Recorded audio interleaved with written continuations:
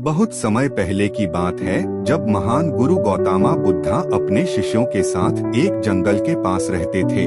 दूर दूर से लोग उनके पास अपनी परेशानियां लेकर आते थे, क्योंकि बुद्ध की बातें लोगों के मन को शांति देती थीं और उन्हें जीवन का सही रास्ता दिखाती थीं। एक दिन एक युवक जिसका नाम नीलेश था, बहुत परेशान हालत में बुद्ध के पास आया। उसके चेहरे पर चिंता साफ दिखाई दे रही थी। उसने बुद्ध के सामने झुककर कहा कि उसका मन कभी शांत नहीं रहता।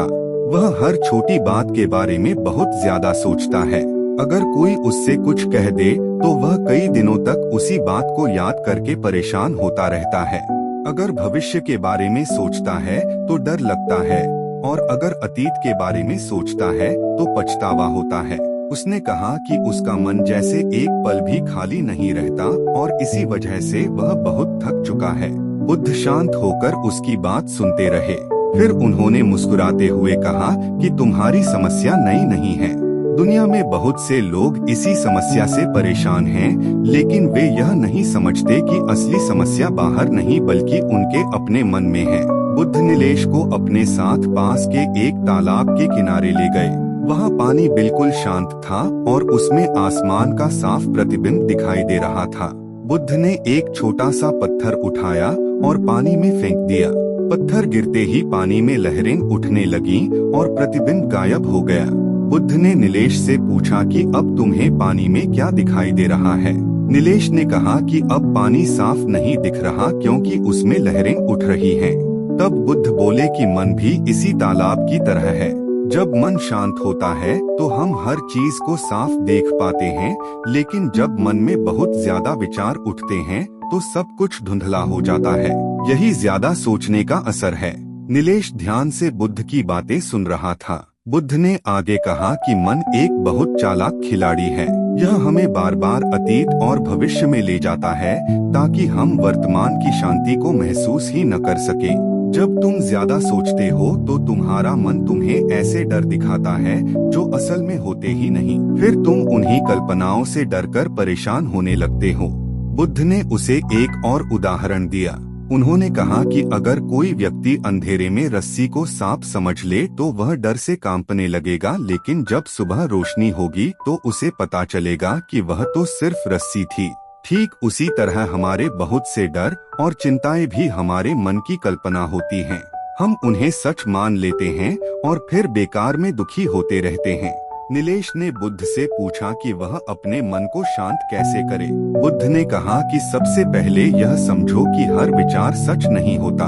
मन हर दिन हजारों विचार पैदा करता है, लेकिन उनमें से बहुत कम वास्तव में जरूरी होते हैं। अगर तुम हर विचार को पकड़कर बैठ जाओगे तो तुम्हारा मन हमेशा भारी रहेगा। बुद्ध ने कहा कि जब भी तुम्हें लगे कि तुम बहुत ज्यादा सोच रहे हो तो कुछ क्षण रुक जाओ और अपनी सांसों पर ध्यान दो। धीरे धीरे सांस लो और धीरे धीरे छोड़ो। इससे तुम्हारा मन वर्तमान में वापस आ जाएगा। उन्होंने कहा कि जो व्यक्ति वर्तमान में जीना सीख लेता है उसका मन धीरे धीरे शांत होने लगता है। नीलेश कई दिनों तक बुद्ध के पास रहा और ध्यान का अभ्यासता रहा। शुरू में उसका मन बार बार भटक जाता था, लेकिन धीरे धीरे उसे महसूस होने लगा कि उसके विचार कम हो रहे हैं और उसका मन हल्का हो रहा है। एक दिन बुद्ध ने उससे पूछा कि अब तुम्हारा मन कैसा है। नीलेश मुस्कुराकर बोला कि पहले उसका मन जैसे एक भीड़ भरे बाजार की तरह था जहां हर समय शोर होता था, लेकिन अब वह पहले से ज्यादा शांत महसूस करता है। बुद्ध ने कहा कि यही जागरूकता की शक्ति है। जब तुम अपने मन को समझ लेते हो तो उसके खेल में फंसते नहीं। फिर विचार आते हैं और चले जाते हैं, लेकिन वे तुम्हें परेशान नहीं करते। कुछ समय बाद नीलेश अपने गांव वापस चला गया। अब वह पहले जैसा नहीं था। जब भी कोई समस्या आती वह पहले की तरह घंटों सोचने के बजाय शांत होकर समाधान खोजता।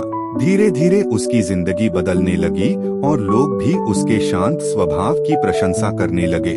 जब भी कोई उससे पूछता कि उसने यह शांति कैसे पाई तो वह मुस्कुराकर कहता कि उसने बुद्ध से सिर्फ एक बात सीखी है कि ज्यादा सोचना छोड़ो और मन के खेल को समझो। क्योंकि जब इंसान अपने मन को समझ लेता है तो जीवन की आधी परेशानियां अपने आप खत्म हो जाती हैं। यही इस कहानी की सबसे बड़ी सीख है कि जीवन की बहुत सी समस्याएं बाहर नहीं बल्कि हमारे अपने मन की बनाई हुई होती हैं। अगर हम हर बात के बारे में जरूरत से ज्यादा सोचेंगे तो हमारा मन हमें डर और चिंता की ओर ले जाएगा, लेकिन अगर हम अपने मन को समझ लें और वर्तमान में जीना सीख लें तो जीवन सरल और शांत बन सकता है।